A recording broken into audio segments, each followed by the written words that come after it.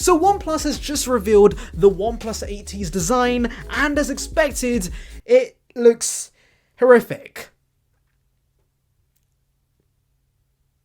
Yeah, that is the end of today's show. Thank you for watching. I hope you enjoyed the video. I'll catch you in the next one. See ya, peeps!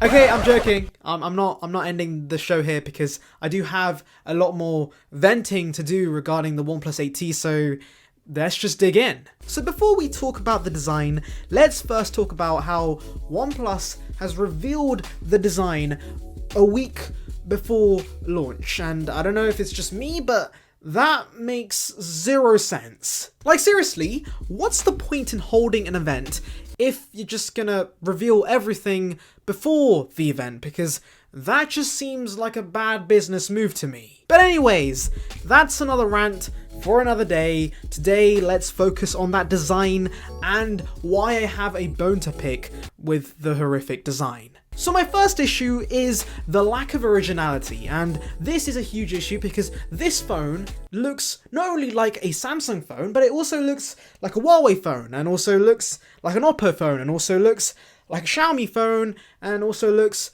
like pretty much every other 2020 flagship. And that's really odd because they usually have a pretty unique design language. They have a distinct OnePlus look and feel, and it's just missing here. Like, this phone looks extremely bland. It just seems like OnePlus's designers have given up on designing phones and instead have resorted to copying other brands. So now let's talk about my second issue, and that is this phone will be the first OnePlus phone in a while to go back to a glossy finish. And why? Like, OnePlus on their blog post make it seem like going back to a glossy finish is innovation at its finest, but it's a backward step in my opinion. Matte finishes are the way to go, and it's because glossy finishes attract fingerprints, and what's the point of having this super sexy ultramarine green if it's going to be covered in greasy fingerprints that looks disgusting? In fact, this phone, with its stupid glossy finish and its stupid camera module, looks a lot more like the OnePlus Nord than the OnePlus 8 or even the 8 Pro. And that doesn't make a lot of sense to me because the OnePlus Nord is a budget phone. The OnePlus 8T is definitely not a budget phone. And that brings me to my third big issue. The camera module. The camera module is just plain ugly. Like, usually when it comes to renders and leaks, we usually are presented with some early renders which look quite ugly, but when we see the final real deal, we change our minds because the real deal always ends up being better. But in this case, in this really weird case, the real deal ends up looking worse than the renders. Because at least with the initial renders, the camera module was pretty subtle. The real deal, for some reason, goes for a more in-your-face approach, which I'm not a big fan of. So first of all, we have this stupid two-tone finish, which I'm not a big fan of, but that's not a huge issue. What my bigger issue is the text. Why?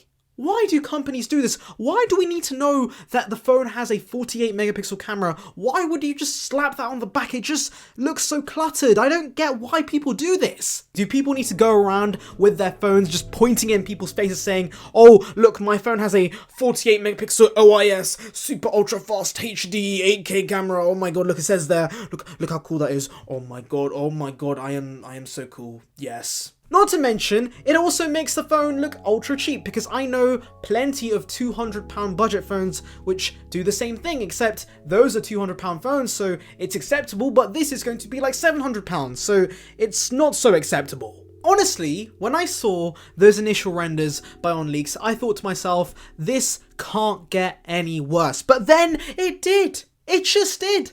The real deal is way worse than I could possibly have imagined. Anyways, I am slowly losing my voice because this OnePlus ranting is not good for me. But unfortunately, I do have a bit more venting to do because not only did we see the OnePlus 8T today, we saw the OnePlus Buds Z.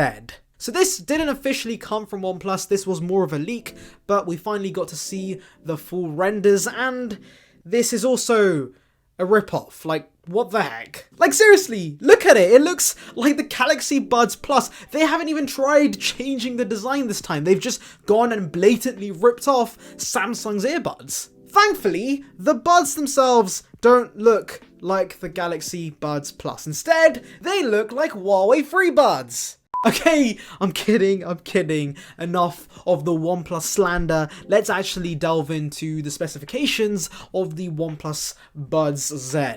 So in terms of the nitty-gritty details, it will have an IP55 rating, 5 hours of battery life on a single charge, with an additional 15 hours of charge with the case. And as per usual, for a OnePlus device, you'll be getting some ultra fast charging. You'll be able to get 3 hours of playback time within 10 minutes of charging, which is pretty nice. Additionally, you also get Bluetooth 5.0, dual microphones, and silicone tips for passive noise cancellation. Now, what's really weird is that apparently these should be cheaper than the OnePlus Buds, and the OnePlus Buds are £80 here in the UK, so anything cheaper would kind of be a bargain. Honestly, I can't believe I'm about to do this, but I think I'm gonna praise OnePlus on something. That just feels really weird coming out of my mouth, but well done, OnePlus. My mouth won't work. I'm just gonna end it here. And on that note, thank you for watching. I hope you enjoyed the video. Like and subscribe, do all the things. I'll really appreciate it, and I'll catch you in the next one. See ya, peeps.